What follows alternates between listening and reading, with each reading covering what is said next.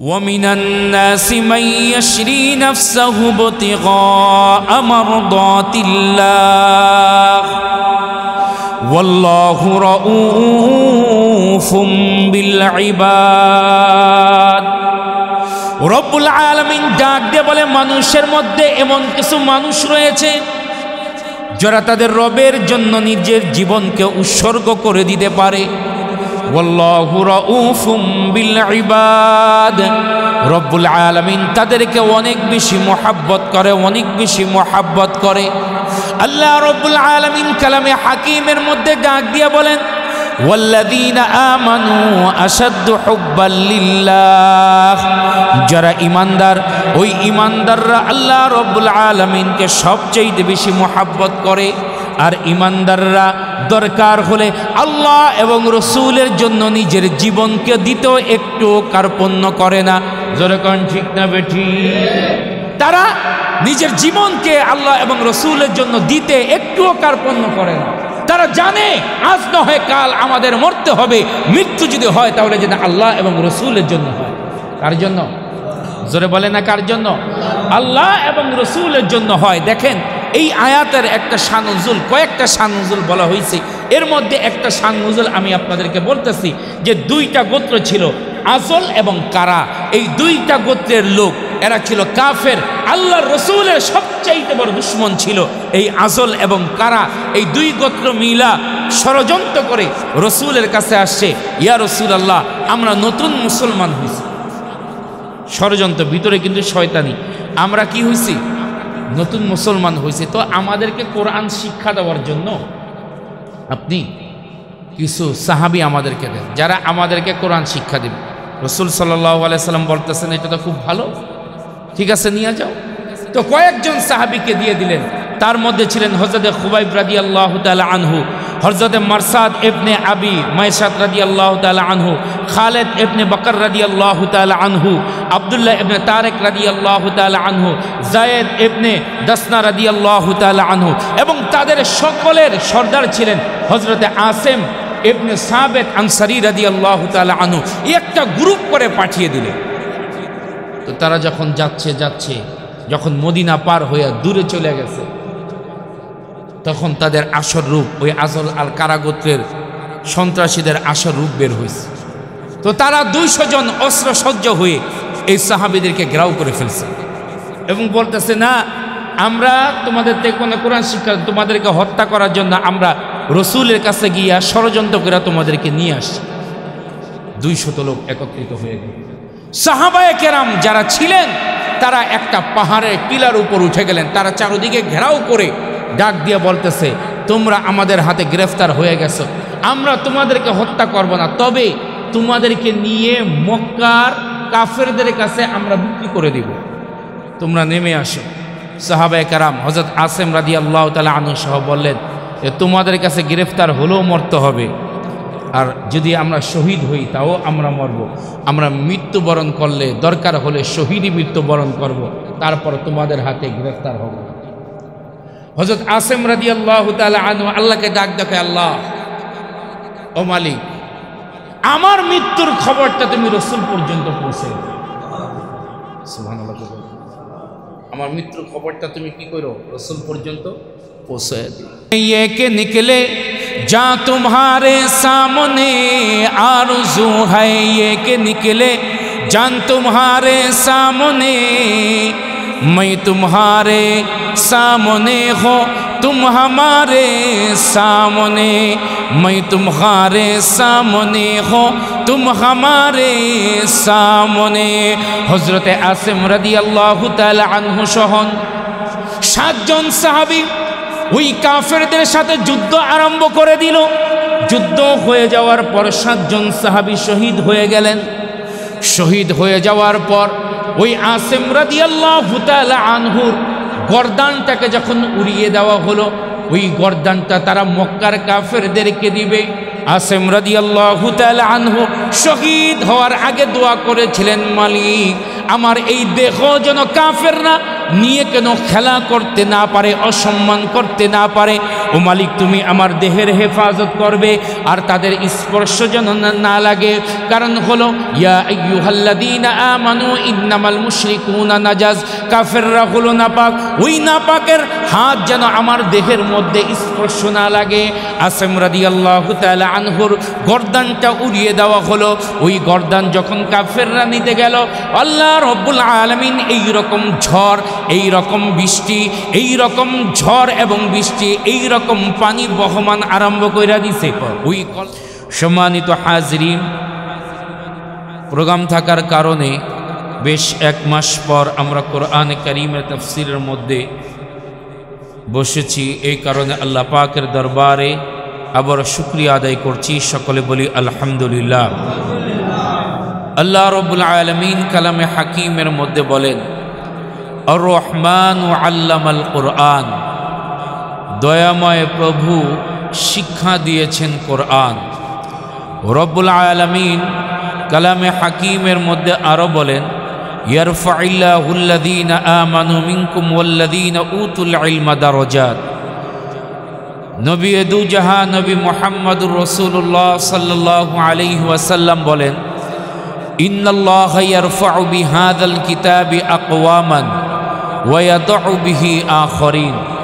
নিশ্চয়ই এই কোরআনের মাধ্যমে আল্লাহ রাব্বুল আলামিন অনেক জাতিকে ইজ্জতের সমসীন স্থান দান করেছেন।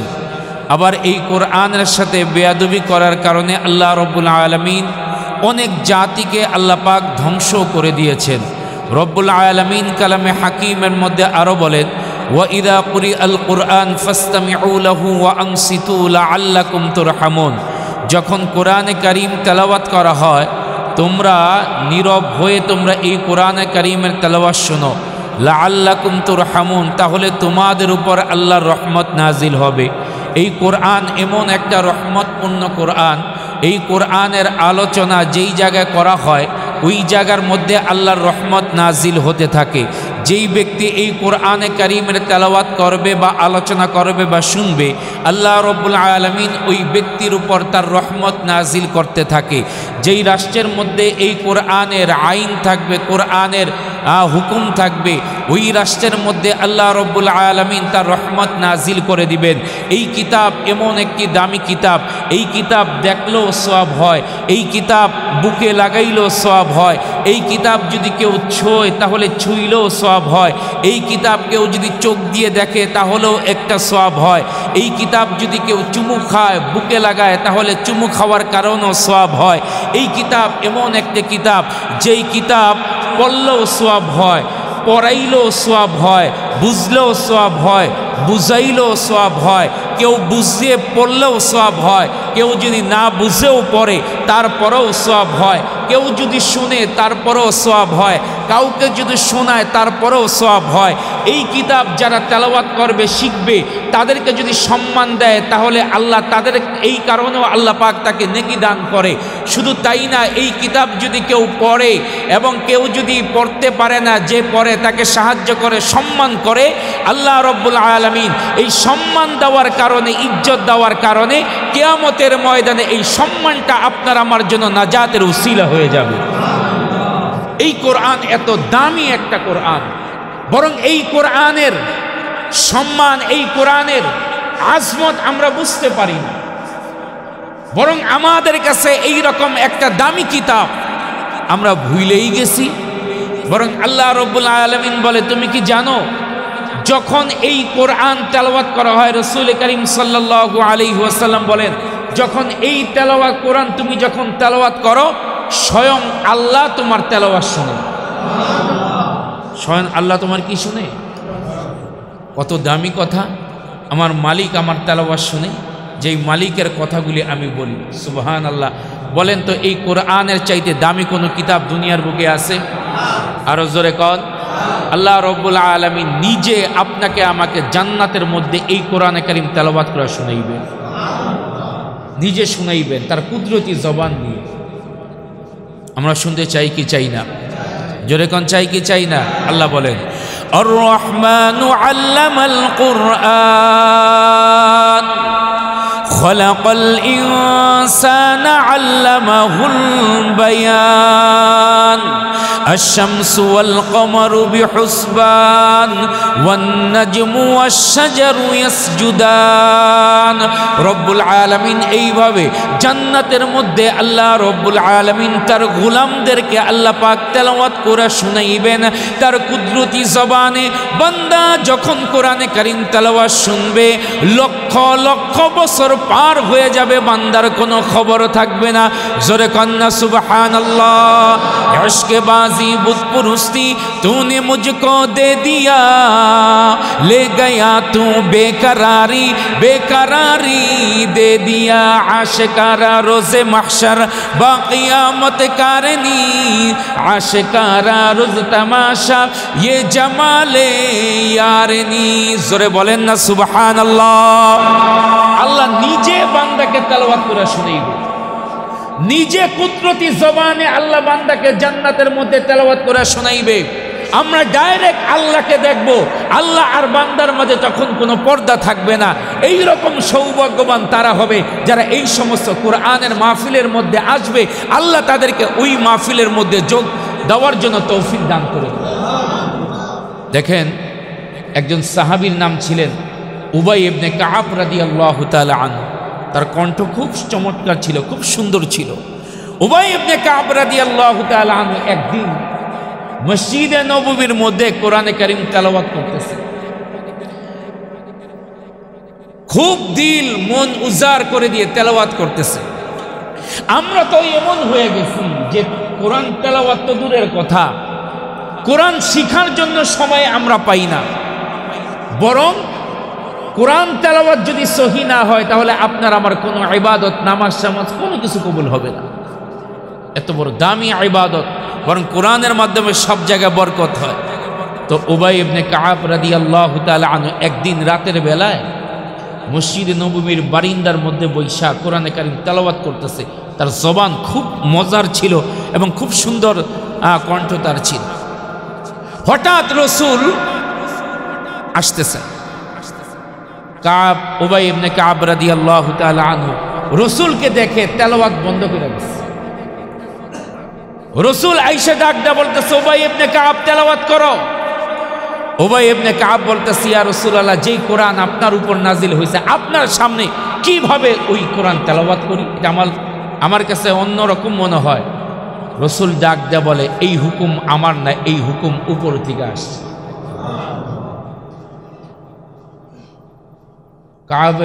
উবাই ইবনে কাব বলতেছে, উপর থেকে মানে আল্লাহ বলছেন আপনাকে? বলে হ্যাঁ। আবার বলতেছে, আল্লাহু সাম্মানি, আল্লাহ কি আমার নাম ধরে বলছে? রাসূল করিম সাল্লাল্লাহু আলাইহি ওয়াসাল্লাম বলে, নাম আল্লাহু সাম্মাকা, হ্যাঁ তোমার নাম নিয়ে আল্লাহ বলছে যে উবাই ইবনে কাবকে বলো তেলাওয়াত করতে। কে বলছে? আরো জোরে কর। আল্লাহ নবী বিশ্ব নবী জনাবে মুহাম্মাদুর রাসূলুল্লাহ সাল্লাল্লাহু আলাইহি ওয়াসাল্লাম উবাই ইবনে কাবকে ডাক দিয়ে বলে, আল্লাহু সাম্মানি, হ্যাঁ আল্লাহ রাব্বুল আলামিন। উবাই ইবনে কাব বলে, আল্লাহ কি আমার নাম নিয়েছে? রাসূল করিম সাল্লাল্লাহু আলাইহি ওয়াসাল্লাম বলেন, নাম আল্লাহু সাম্মাকা, হ্যাঁ রব্বুল আলামিন তোমার নাম ধরে বলছে। এবং রব্বুল আলামিন বলছেন উবাই ইবনে কাবকে আপনি বলেন তার সুললিত কণ্ঠে আমি রব্বুল আলামিন যে কণ্ঠ দান করেছি এই কণ্ঠের মাধ্যমে তেলাওয়াত করতে। ও নবী, আপনিও শুনবেন, স্বয়ং আমি রব্বুল আলামিন উবাই ইবনে কাবের কণ্ঠে আমি আল্লাহ তার তেলাওয়াত শুনতে যাই। জোরে কন্না সুবহানাল্লাহ। আপনি বলেন যে তাকে তেলাওয়াত করতে, তাহলে বান্দা যখন তেলাওয়াত করে তখন আল্লাহ পাক নিজে স্বয়ং তার কুদরতি কান দিয়ে আল্লাহ পাক শুনতে থাকে, বান্দার তেলাওয়াত শুনতে থাকে। আজকে তো আমরা এমন হয়ে গেছি, কোরআন তো তেলাওয়াত করি না, বরং কোরআন তেলাওয়াত শিখার জন্য এমন মানুষ আছে হাজারের মধ্যে পাওয়া যাবে না, কয়েকজন পাওয়া যাবে ভালো কইরা কয়েকটা সূরা ভালো করে সহি করে পড়তে পারে, এই রকম পাওয়া যাবে না, হাতে গোনা কয়েকজন পাওয়া যাবে। ও মুসলমান, আমি আপনাদেরকে বলতে চাই, যদি আপনি কোরআন তেলাওয়াত সহি করে না করতে পারেন, আপনি দুনিয়ার সব কাজ করেন, কিন্তু দেখা যায় যদি বলা হয় ভাই কোরআন তেলাওয়াত একটু ভালো করে শিখো, তোমার সন্তানটাকে শিখাও, তখন তার যত ধরনের অভাব, যত ধরনের কাজ চলে আসে। বরং দরকার ছিল এই কোরআন তেলাওয়াত আগে আমার বাচ্চা এবং আমার নিজের শিখা, আমার পরিবারকে শিখানো। কথা বলেন ঠিক না? শোনেন, আপনার সন্তানকে যদি আপনি কোরআন শিক্ষা দেন, এতে লস হবে না।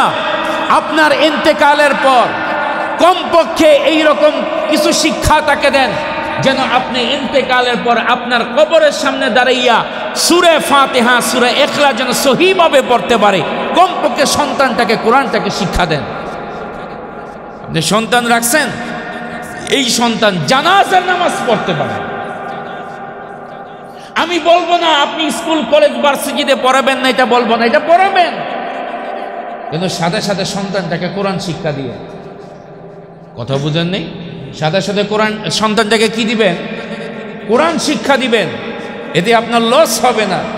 দেখেন না আজকে সমাজের মধ্যে কি আরম্ভ হয়েছে, ফেসবুক ইন্টারনেটের মধ্যে একেবারে ভরপুর হয়ে গেছে। স্কুল কলেজের মধ্যে শিক্ষা কারিকুলাম না কি বলে, এরকম করা দেওয়া হয়। আপনি দেখেন কি আজীব শিক্ষা দেওয়া হচ্ছে আমাদের সন্তানদেরকে। আমাদের সন্তানদের ভবিষ্যৎ নষ্ট করার জন্য কত ধরনের পায়তারা আরম্ভ হয়েছে। আরে এটা কোনো শিক্ষা হলো? আচ্ছা যাই হোক, আপনারা কেউ কেউ বলছেন এটা কলকাতার ভিডিও। আচ্ছা যেই জায়গা হোক, কলকাতা থেকে এইখানে আসতে আর বেশিক্ষণ লাগবে না। একটু মাঝে মধ্যে একটু খেয়াল করে রাখেন আপনার আমার সন্তানকে কি শিক্ষা দেওয়া হয়। শিক্ষা দেওয়া হয় ব্যাংক কিভাবে লাভ দেয়। আজীব অবস্থা, ব্যাংক কিভাবে লাভ দেয়, এটা কি একটা শিক্ষার বিষয়? কথা কয় না, এটাকে একটা শিক্ষার বিষয়। সাইকেল কিভাবে চালাইতে হয় ট্রিং ট্রিং ট্রিং করে, এটা সুন্দর করে শিক্ষা দেওয়া হয়। কিভাবে ডিম ভাজতে হয়, এটা স্কুলে শিক্ষা দেওয়া হয়। কিভাবে বিছনাই করতে হয়, এটা কি স্কুলে শিক্ষার বিষয়? বলেন, এটা কি স্কুলে শিক্ষার বিষয়? হ্যাঁ, এটা স্কুলে শিক্ষার বিষয়। এই রকমভাবে কেমনে কি করবে, শুধু তাই না, মাঝে মধ্যে দেখা যায় যে মাস্টার এবং ছাত্রী দুইজন প্রেমের গান চলতেছে ডিজের মাধ্যমে। ছাত্রী আর শিক্ষক দুইজন সুন্দর নাচতেছে। এর নাম যদি শিক্ষা হয়, এর নাম শিক্ষা না, এর নাম হলো অশ্লীলতা। বলেন, এর নাম কি? অশ্লীলতা। বরং আপনার আমার সন্তানদেরকে গোলাম বানিয়ে ফেলার জন্য নানান ধরনের শিক্ষা দেওয়া হচ্ছে। তার মূল শিক্ষা থেকে তাকে সরিয়ে তাকে ডিম ভাজা, ব্যাংক কিভাবে লাভ দেয়, সাইকেল কিভাবে চালায়, নানান ধরনের কথা তাকে শিক্ষা দেওয়া হয়। বরং তাকে শিক্ষা দেওয়া দরকার ছিল তুমি তোমার মা বাবার সাথে ভালো আচরণ করো, তুমি কিভাবে ঘুমাইতে গেলে কোন দোয়া পড়বা, তুমি হাঁটতে ফিরতে তুমি কিভাবে পড়বা, তুমি 5 ওয়াক্ত নামাজ পড়বা, তুমি ওযু পারো না ওযু শিখো। এটা আমাদের দরকার ছিল। কিন্তু আজকে আমাদের সন্তানদেরকে এই রকম শিক্ষা দেওয়া হচ্ছে যে শিক্ষার কারণে সন্তান মূল শিক্ষা থেকে সরে এখন দেখেন না অটো পাস, কি পাস, কথা কয় না, লাগতেছে কি পাস। 40,000 টাকা দেন, দেখেন নাই খবরের মধ্যে আসছে 40,000 টাকা নিছে, পরে দেখে ফেল আসছে। এই রকম এবার গার্জিয়ানদের মাথা পাগল হয়ে গেছে। এটা একটা কথা হলো, পাস কেন হলো না? আমি গার্জিয়ানদেরকে বলবো আপনি আপনার সন্তানের জন্য সচেতন হন, তার খোঁজ খবর নেন। আচ্ছা আপনি বলেন তো, এই 2 নাম্বার করে যদি কোনো সন্তান পাস হয়, এরপর যদি এটা ডাক্তার হয় অথবা ইঞ্জিনিয়ার হয়, ব্যারিস্টার হয়, এই সন্তানের মাধ্যমে জাতির ক্ষতি হবে না উপকার হবে? জোরে কোন কি হবে? মনে করেন যে ডাক্তার হয়ে গেছে কোনো রকম পাস টাস কইরা, হ্যাঁ আপনার তো এখন তো টাকা দিলেই মনে করেন সার্টিফিকেট পাওয়া যায়। আমার দেশের মধ্যে মনে করেন পাইয়া গেল সার্টিফিকেট, এরপর এটা ডাক্তার হলো, এইটার কাছে রুগী গেলে আর বাচ্চা ফিরে আসার কোনো সম্ভাবনা আছে? কোনো সম্ভাবনা নাই। বরং এর মাধ্যমে জাতির আরো ক্ষতি হবে। শুধু তাই না, যদি মনে করেন যে একটা এই রকম 2 নাম্বার পাস কইরা, অটো পাস হইয়া যদি মনে করেন ইঞ্জিনিয়ার হয়ে গেল, এই ইঞ্জিনিয়ারের মাধ্যমে আপনি কি মনে করেন ওই যেটা দিবে, ওই যে ফর্মুলা দিবে, ওই ফর্মুলা অনুযায়ী কি বিল্ডিং থাকবে? এরপরেই তো আপনার মনে করেন যে রডের বদলে বাস দিব, রডের বদলে কি দিব? বাস দিব। আর ওই তো ওই অটো পাস, ওই তো চুরি কইরা পাস হয়েছে, সার্টিফিকেট তো টাকা দিয়ে নিছে। কথা কোন ঠিক না? এই কারণে আপনার সন্তানকে, শোনেন, আমি বলবো না স্কুল কলেজ থেকে আনবেন, এটা বলবো না। আমি সরকারের কাছে উদারত আহ্বান জানাবো, প্রত্যেকটা স্কুল কলেজ ভার্সিটির মধ্যে কোরআন শিক্ষা দেওয়া বাধ্যতামূলক করা হোক। কোরআন শিক্ষা দেওয়া কি করা হোক? কমপক্ষে আপনার আমার সন্তানগুলি নাস্তিক হবে না। কি হবে না? ওই যে কিছু বুদ্ধিজীবী দেখবেন 2 দিন পর পর বের হইয়া বলে ব্যাঙ্গের ছাতার মতো মাদ্রাসা হচ্ছে। আল্লাহ ডাক দিয়া কও, ওই ব্যাঙ্গের ছাতার মতো মাদ্রাসা হয়েছে, তোকে ব্যাংক বানায় ছাড়ো, তোকে ব্যাংক কি বানায় ছাড়ো। আর এই ব্যাংক হইয়া ব্যাঙ্গের ছায়া তলে তোদের আসতেই হবে। এই কারণে সন্তানটাকে কোরআন শিক্ষা দেন। আমি আবার বলতেছি, আমি বলি না আপনি স্কুল কলেজ ভার্সিটিতে পড়াবেন না, পড়াবেন, কিন্তু আগে সন্তানটাকে কোরআন শিক্ষা দেন। কি শিক্ষা দেন? যেরকম কি শিক্ষা দেন? সব শিখলো কিন্তু কোরআন শিখলো না, আপনার জীবনের সব বিধান। আপনার জীবনের কি? ওই যে একটা ঘটনা বলছিলাম না, 4 ছাত্র মিলা নদী পার হয়ে নদীতে স্কুল ধুইয়া ঘুরতে গেছে। এখন একজন ডাক দিয়া মাঝিরে ডাক দিয়া কয়, কাকা আপনি কি লসাগু পারেন? বলে, বাবারে লসাগু গসাগু পারি না, সারাদিন নৌকা চালাই, লসাগু শিখার সময়টা কোথায়? আরেকজন ডাক দিয়া বলছে, কাকা আপনি কি গুণ অঙ্ক পারেন? বলে, বাবারে আমি মূর্খ মানুষ, জিন্দিগিতে স্কুলে যাই নাই, কিভাবে? এইভাবে একজন বলতেছে, চাচা আপনার তো জিন্দিগির 4 ভাগের 1 ভাগ শেষ। আরেকজন বলতেছে, কাকা আপনি গুণ পারেন না, তো আপনার জীবনের 1% শেষ। এইরকম সবাই বলতে বলতে এক পর্যায়ে ঝড় আরম্ভ হয়ে গেছে, নৌকা হেলতেছে ধুলতেছে, বৃষ্টি আরম্ভ হয়ে গেছে, ঝড়, নৌকা উল্টে যাবে। এবার মাঝি ডাক দেখা, বাবারা আমি তো লসাগু গসাগু গুণ যোগ বিয়োগ কিছু পারি নাই, তোমরা সাঁতার পারো না? কয়, কাকা আমরা তো সাঁতার পারি না। আমার যদি জিন্দিগির 16% শেষ হয়, তুঙ্গ তো 100% শেষ, তুঙ্গ 100% শেষ। সব শিখলেন, কোরআন শিখলেন না, জীবনটাই বৃথা। সব শিখলেন কিন্তু কি শিখলেন না? কোরআন শিখলেন না, তাহলে জীবনটাই বৃথা। বরং কোরআনের মধ্যে আল্লাহ পাক সব কিছুর সমাধান দিয়ে দিছে। কোরআনের মধ্যে কি আল্লাহ পাক সব কিছুর কি দিয়ে দিছে? সমাধান দিয়ে দিছে। এই বান্দা, তোর যখন বিপদ হবে তো কোরআনের কাছে আইসা সিলিন্ডার হয়ে যায়। আমরা কোরআনের কাছে সিলিন্ডার না হইয়া দুনিয়ার মানুষের কাছে, তাগুদের কাছে যখন সিলিন্ডার হই, তখন আল্লাহ পাকের কুদরত আমাদের থেকে উঠায় দেয়, তখন আমাদের নানান পরেশান আরম্ভ হয়। একটা ঘটনা মনে পড়ল, আমেরিকার মধ্যে বাংলাদেশ থেকে একটা লোক, মাস্টার আহমদ নামক একজন লোক আমেরিকার মধ্যে বাস করত। উনি কোরআনের আশ্চর্য গুণের কথা বলছেন। উনি বলেন যে আমার পাশের যেই বাড়ি, ওই বাড়িওয়ালা ছিলেন ওই আমেরিকার স্থানীয়। তো একদিন আমি নামাজ পড়তে, দূরে আমাদের একটা ছোট্ট মসজিদ ছিল, নামাজ পড়ার জন্য বের হব, চলে গেতেছে। হঠাৎ ওই আমেরিকান আমাকে ধরে ডাক দেয়া, বলে, মাস্টার আহমদ তোমার সাথে আমার কিছু কথা আছে, আমি তোমাকে একটা জিনিস শোনাইতে চাই, তুমি কি শুনবা? মাস্টার আহমদ ডাক দেয়া বলতেছে, ভাই আমার নামাজের সময় যাইতেছে। কয়, না না হইব না, আগে আমার কথা তোমার শুনতেই হবে, তারপর তোমার নামাজ। বেচারা নাসর বান্দা ধৈরা বলতেছে, আমি তোমাকে একটা জিনিস শোনাবো, আসো। এবার আমেরিকান ওই আল্লাহর বান্দা ডাক দেয়া বলে, ও মাস্টার আহমদ শোনেন। ঘরের মধ্যে নিয়ে যাওয়ার পর একটা হারমোনিয়াম আর একটা গিটার বের করে ডাক দিয়া বলে, ও মাস্টার আহমদ, আমি যখন পেরেশান হয়ে যাই, আমি যখন একেবারে পেরেশান হয়ে যাই, আমার পেরেশানি দূর করার জন্য আমি একটা মন্ত্র পড়ি, একটা গান পড়ি, যেই মন্ত্র এবং গানটা আমি তোমাদের মতো মুসলমান থেকে শিখেছি। বলে, কি পড়েন আপনি বলেন? তখন সে গিটার বাজাইতে লাগলো আর সূরা ফাতিহা তেলাওয়াত করা আরম্ভ করলো। মাস্টার আহমদ আর বুঝার বাকি নাই, এটা তো কোরআনের কারীমের সর্বপ্রথম সূরা, সূরা ফাতিহা।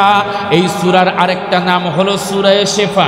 যখন তুমি অসুস্থ হয়ে যাইবা, রাসূল করিম সাল্লাল্লাহু আলাইহি ওয়াসাল্লাম বলেন, যখন তোমরা অসুস্থ হয়ে যাইবা, সূরা ফাতিহা পড়ে শরীরের মধ্যে দম দিলে আল্লাহ রাব্বুল আলামিন এই সূরা ফাতিহার উসিলা করে আল্লাহ পাক তোমাকে সমস্ত ধরনের রোগ থেকে আল্লাহ শিফা দান করে দিবেন। এবার মাস্টার আহমদকে ওই গান শোনায়, সূরা ফাতিহা শুনাইতেছে। মাস্টার আহমদ ডাক দিয়া বলে, ওরে আল্লাহর বান্দা, এটা কোনো গান নয়, এটা কোনো মন্ত্র নয়, গান নয়, এটা হলো কোরআনে কারীমের মুসলমানদের কোরআনের প্রথম সূরা সূরা ফাতিহা। এই সূরা ফাতিহার আরেকটা নাম হলো সূরা শিফা। এবার মাস্টার আহমদ বুঝার বাকি নাই, একজন খ্রিস্টান, একজন আমেরিকান বিধর্মী যদি সূরা ফাতিহার মাধ্যমে যদি শান্তি পেতে পারে, বলেন তো আমরা মুসলমান কি কোরআন পড়লে শান্তি পাবো না? ওই আমেরিকান খ্রিস্টান ডাক দে বলে, মাস্টার আহমদ, যখন আমি পেরেশান হয়ে যাই, আমার অবস্থা খারাপ হয়ে যায়, তখন আমি এই মন্ত্রটা, এই গানটা আমি বলি। তার ভাষায় বলেন, I am feeling natural height, I am feeling natural height. তখন আমি কুদরতিভাবে, অলৌকিকভাবে আমি আমার দিলের মধ্যে শান্তি অনুভব করি।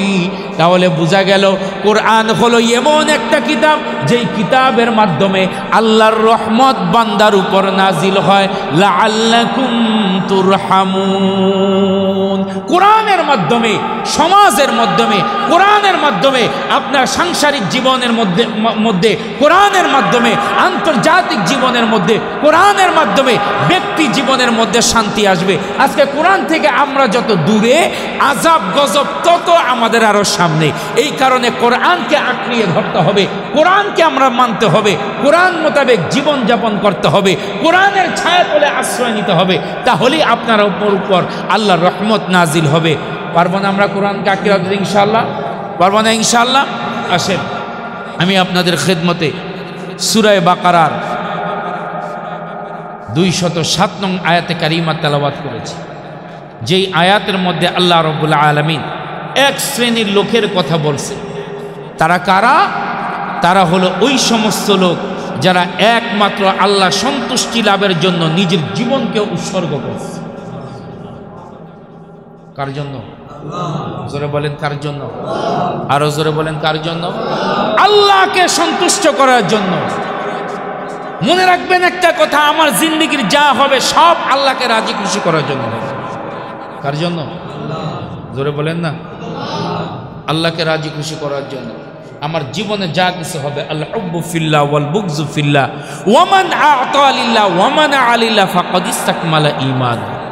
কাউকে ভালোবাসবেন তাও আল্লাহর জন্য, কারোর সাথে শত্রুতা পোষণ করবেন তাও আল্লাহর জন্য, কাউকে কিছু দান করবেন তাও আল্লাহর জন্য, কাউকে কিছু দান করা থেকে বিরত থাকবেন তাও কার জন্য?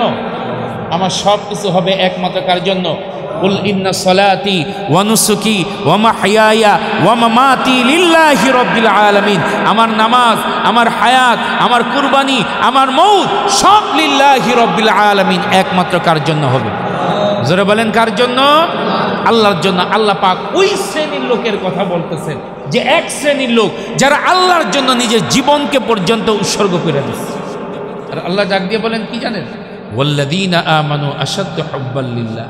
যারা মুমিন তারা আমি আল্লাহকে অনেক বেশি মহব্বত করি, আর আমি আল্লাহও তাদেরকে মহব্বত করি। আমি আল্লাহও তাদেরকে কি করি? মহব্বত করি। আল্লাহর মহব্বত ছাড়া জান্নাতে যাওয়া যাবে? জোরে কোন? আল্লাহ ভালোবাসা দরকার আছে না নাই? রসুলের মহাব্বত দরকার আছে না নাই? আল্লাহর হুকুম পালন করা দরকার আছে না নাই? রসুলের সুন্নত অনুযায়ী চলা দরকার আছে না নাই? যে যত এই আল্লাহর হুকুম রসুলের সুন্নত থেকে দূরে থাকবে, তার বিপদ আপদ এবং তার যত ঝামেলা পেরেশানি বেশি থাকবে। কথা বুঝেন নাই? আল্লাহ পাক বলেন, وَمِنَ النَّاسِ مَن يَشْرِي نَفْسَهُ ابْتِغَاءَ مَرْضَاتِ اللَّهِ وَاللَّهُ رَءُوفٌ بِالْعِبَادِ।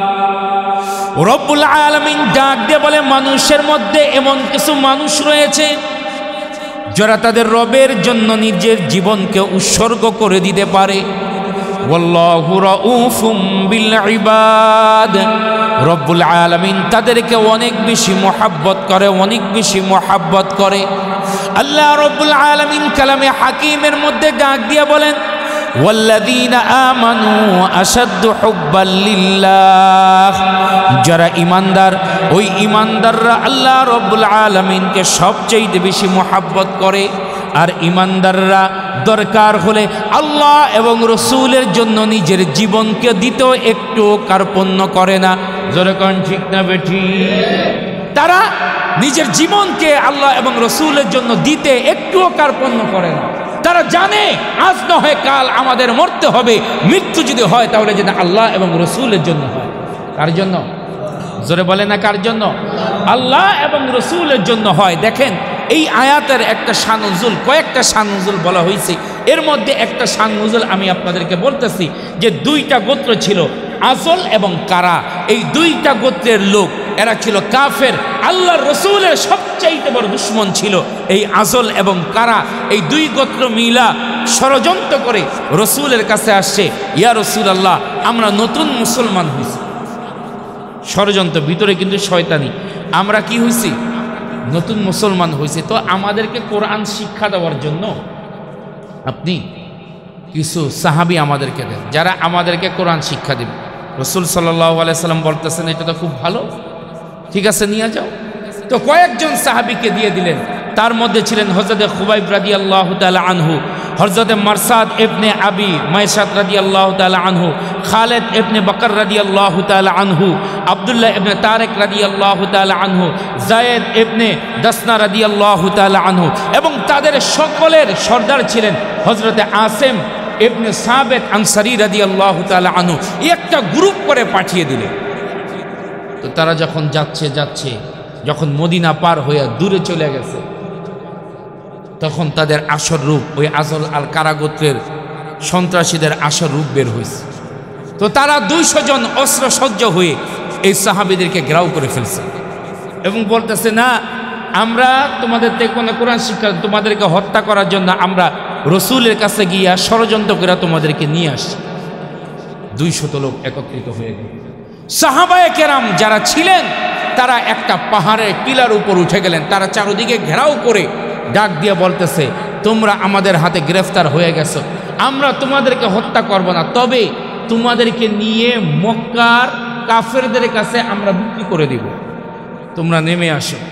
সাহাবায়ে কেরাম হযরত আসিম রাদিয়াল্লাহু তাআলা আনহু সহ বললেন যে তোমাদের কাছে গ্রেফতার হলেও মরতে হবে, আর যদি আমরা শহীদ হই তাও আমরা মরব, আমরা মৃত্যুবরণ করলে দরকার হলে শহীদই মৃত্যুবরণ করব, তারপর তোমাদের হাতে গ্রেফতার হব। হযরত আসিম রাদিয়াল্লাহু তাআলা আনহু আল্লাহকে ডাক দেখে, আল্লাহ ও মালিক, আমার মৃত্যুর খবরটা তুমি রসুল পর্যন্ত পৌঁছে দাও। সুবহানাল্লাহ, আমার মৃত্যুর খবরটা তুমি কি করো? রসুল পর্যন্ত পৌঁছে দাও।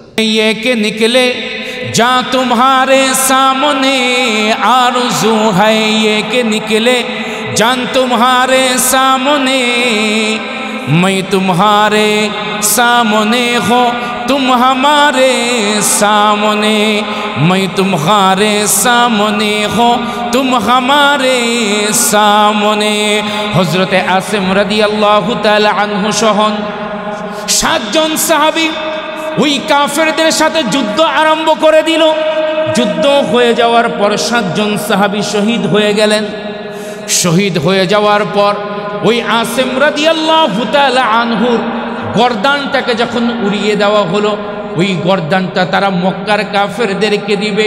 আসিম রাদিয়াল্লাহু তাআলা আনহু শহীদ হওয়ার আগে দোয়া করেছিলেন, মালিক আমার এই দেহ যেন কাফেররা নিয়ে কেন খেলা করতে না পারে, অসম্মান করতে না পারে। ও মালিক তুমি আমার দেহের হেফাজত করবে, আর তাদের স্পর্শ যেন না লাগে। কারণ হলো ইয়া আইয়ুহাল্লাযীনা আমানু ইন্নামাল মুশরিকুনা নাজাস, কাফেররা হলো নাপাক, ওই নাপাকের হাত যেন আমার দেহের মধ্যে স্পর্শ না লাগে। আসিম রাদিয়াল্লাহু তাআলা আনহুর গর্দানটা উড়িয়ে দেওয়া হলো। ওই গর্দান যখন কাফেররা নিতে গেল, আল্লাহ রব্বুল আলামিন এই রকম ঝড়, এই রকম বৃষ্টি, এই রকম ঝড় এবং বৃষ্টি, এই রকম পানি বহমান আরম্ভ কইরা দিছে। ওই কল্লাটা, ওই তার শহীদের ওই গর্দানটা পানির সাথে আল্লাহ রব্বুল আলামিন কোথাও যেন উদাও করে ফেলছে। কাফেররা আর পায় নাই। রব্বুল আলামিন ওই মুহূর্তের মধ্যে জিব্রাইল আমিনের মাধ্যমে হযরত আসিম যে শহীদ হয়েছে এই খবরটা রসুলের দরবারে পৌঁছায় দিয়া জিব্রাইল ডাক দে বলে, ইয়া রাসূলুল্লাহ আপনার আসেম শহীদ হয়ে গেছে আর আপনার আসেম শহীদ হওয়ার আগে আপনাকে সালাম দিছে। জোরে কন্যা সুবহানাল্লাহ। শহীদ হয়ে গেছে, আপনাকে সালাম দিছে। রসুল মদিনা থেকে সালামের উত্তর দিছে। তিনজনকে গ্রেফতার করছে, তিনজন শহীদ হয় নাই। এর মধ্যে একজন হলো খুবাইব, একজন হলো আব্দুল্লাহ ইবনে তারেক, আরেকজন হলো যায়েদ রাদিয়াল্লাহু তাআলা আনহু। এই তিনজনকে নিয়ে রওনা দিছে। যে তিনজনকে আমরা মক্কার কাফেরদের কাছে বিক্রি করে দিব। কয়জন? জোরে কন্যা কয়জন? তিনজন। হযরত তারেক রাদিয়াল্লাহু তাআলা আনহু যখন তিনি হাত তার বাঁধা ছিল, হাতটা খুলে তরবারি নিয়ে বলতেছে, তারা মক্কার কাফেরদের কাছে দিলেও আমার মৃত্যু হবে, আমি শহীদ হব, দরকার হলে শহীদ হতে হলে তোদের সাথে যুদ্ধ করে শহীদ হব।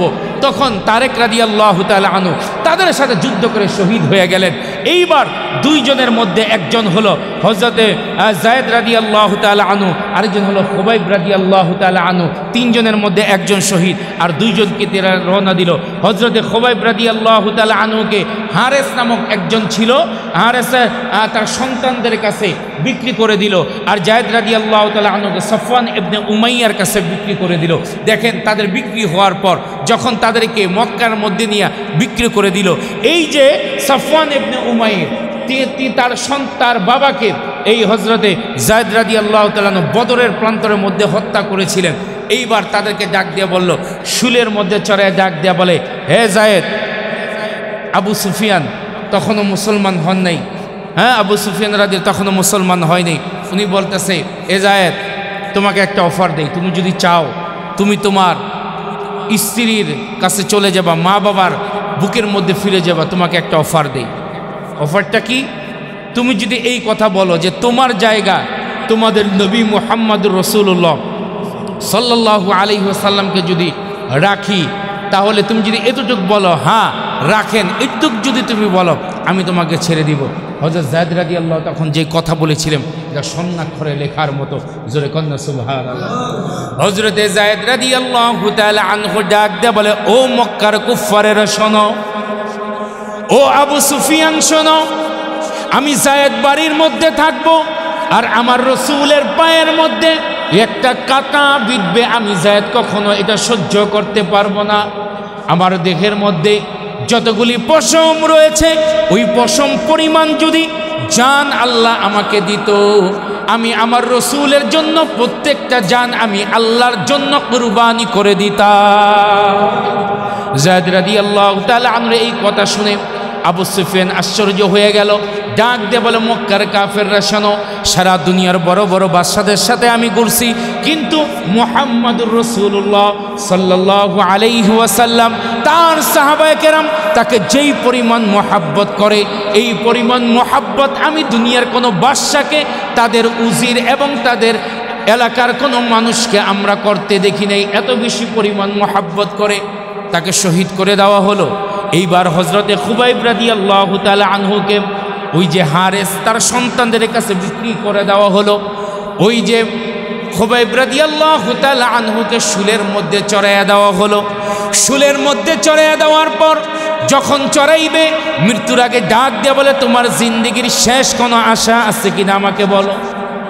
যে খুবাইব রাদিয়াল্লাহু তাআলা আনহু বলেন, জীবন যেহেতু চলে যাবে, জীবন যাওয়ার আগে মালিকের দরবারে আমি 2 রাকাত নামাজ পড়ে মালিককে সেজদা দিতে চাই। আরে তোমার হায়া, তুমি এত সেফটি থাকার পরও তুমি নামাজ পড়ো না। এই গোলাম শোনো, আল্লাহর বান্দারা শোনো, এতটুক সেফটি থাকার পরও, এত সুস্থ থাকার পরও, এত নিরাপদ থাকার পরও, এত আমানের মধ্যে থাকার পরও তুমি নামাজ পড়তে চাও না। দেখো, মৃত্যুর আগে এই কথা বলতে পারতো, আমি আমার স্ত্রীর সাথে সাক্ষাৎ করব, অমুক জিনিসটা আমি খাবো, অমুকের সাথে তার মৃত্যুর জন্য মাফ চাওয়ার আবদার করতে পারতো। কিন্তু কি বলল? না না না, আমাকে 2 রাকাত নামাজ পড়ার সুযোগ দাও। কয় রাকাত? 2 রাকাত নামাজ পড়ে ডাক দিয়ে বলতেছে, দেখো মালিকের দরবারে সেজদা দেওয়া যে কি মজা, এটা তোরা কাফেরের বাচ্চারা বুঝবি না। সাহসটা কি? তোরা কাফেরের বাচ্চারা বুঝবি না মালিকের দরবারে সেজদা দেওয়া যে কত মজা। যদি তোরা এই কথা মনে না করতি যে খুবাইব মনে হয় মৃত্যুর ভয়ে নামাজটা লম্বা করছে, হয়তো আমি আরো কিছুক্ষণ মালিকের দরবারে সিজদায় পড়ে কাঁদতাম। সুবহানাল্লাহ কইবেন না? হ্যাঁ, আজকে আমরা মালিকের সিজদাই যেটা নিয়ম 5 ওয়াক্ত নামাজ সেটাই পড়তে চাই না, সেটাই পড়তে চাই না। আর সিজদা দিব তাহাজ্জুদের সময়, এটা তো প্রশ্নই আসে না। কথা বুঝেন নাই? খুবাইব রাদিয়াল্লাহু তাআলা আনহুকে শুলে চড়াইয়া দেওয়া হলো। খুবাইব রাদিয়াল্লাহু তাআলা আনহু ওই মুহূর্তে বলতেছে, যখন শুলের মধ্যে শুলে চড়ায় হাতের মধ্যে পায়ের মধ্যে পেরেক মারা হয়, তখন বলতেছে, আল্লাহ আমার সালামটা আমার রাসূলের দরবার পর্যন্ত পৌঁছায় দাও। সুবহানাল্লাহ, আরো জোরে কোন না, আমার সালামটা আমার রাসূলের দরবারে পৌঁছায় দাও। সাথে সাথে সালামটা রাসূলের দরবারে পৌঁছে দেওয়া হয়েছে। দেখেন রাসূল সে মদিনায় আর মক্কার মধ্যে হযরতে খুবাইব রাদিয়াল্লাহু তাআলা আনহুকে যখন হত্যা করা হলো, শহীদ করা হলো, এইবার রাসূল ডাক দিয়ে বলছে, আমার খুবাইবের লাশ কে আছে নিয়ে আসতে পারবে? কে আছে আমার খুবাইবের লাশ আইনা দিতে পারবা? দুইজন সাহাবী তারা ডাক দিয়া বলল যে আমিই পারবো। সুবহানাল্লাহ। কজন সাহাবী? একজন হলো জুবাইর, একজন হলো মিকদাদ রাদিয়াল্লাহু তাআলা। রওনা দিলেন ঘোড়া নিয়ে। মক্কার মধ্যে দুইজন আসছে, চারদিকে শত্রু। আয়েশা দেখে খুবাইব রাদিয়াল্লাহু তাআলা আনহু শুলের মধ্যে চড়াইয়া তিনি শহীদ হয়ে গেছে। মদিনা থেকে আসতে 40 দিন সময় লাগছে। আচ্ছা আপনি বলেন তো, লাশ একদিন পরেই তো পচা আরম্ভ হয়, একদিন পরেই পচা আরম্ভ হয় না? 40 দিন খুবাইব রাদিয়াল্লাহু তাআলা লাশ ঝুলছে। পচা তো দূরের কথা, দুইজন সাহাবী বলে, আমরা দেখলাম যে খুবাইবের দেহ থেকে মেশকে আম্বারের ঘ্রাণ আসতেছে, জান্নাতের ঘ্রাণ আসতেছে। হযরতে জুবাইর এবং হযরতে মিকদাদ রাদিয়াল্লাহু তাআলা আনহু লক্ষ্য করে দেখলো খুবাইব রাদিয়াল্লাহু তাআলা আনহুর দেহের থেকে মেশকে আম্বারের ঘ্রাণ আসে। তারা কাদের মধ্যে নিয়ে যখন রওনা দিল, মক্কার কাফেররা পিছে পিছে তারা করলো। যখন দেখলো না খুবাইবের লাশ নিয়ে আমরা মদিনা পর্যন্ত যাইতে পারবো না, ধরা খেয়ে যাব, ওই মুহূর্তের মধ্যে হযরত জুবাইর আর মিকদাদ রাদিয়াল্লাহু তাআলা আনহু আসমানের দিকে তাকায়া ডাক দে বলে, মালিক তুমি খুবাইবের লাশকে তুমি অপমানিত কইরো না। এই কথা বলার পর যখন খুবাইব রাদিয়াল্লাহু তাআলা আনহুর লাশটাকে জমিনের মধ্যে ফেলবে, যখন ঘোড়া থেকে পড়ে যাবে, অটোমেটিক জমিন এই রকম দুই ভাগ হয়ে গেছে। খুবাইব রাদিয়াল্লাহু তাআলা আনহুর লাশকে ওই জমিন এই রকম ভাবে গিলে খেয়ে ফেলছে। এই কারণে খুবাইব রাদিয়াল্লাহু তাআলা আনহু আরেকটা নাম হলো বদিউল আরদ। সুবহানাল্লাহ।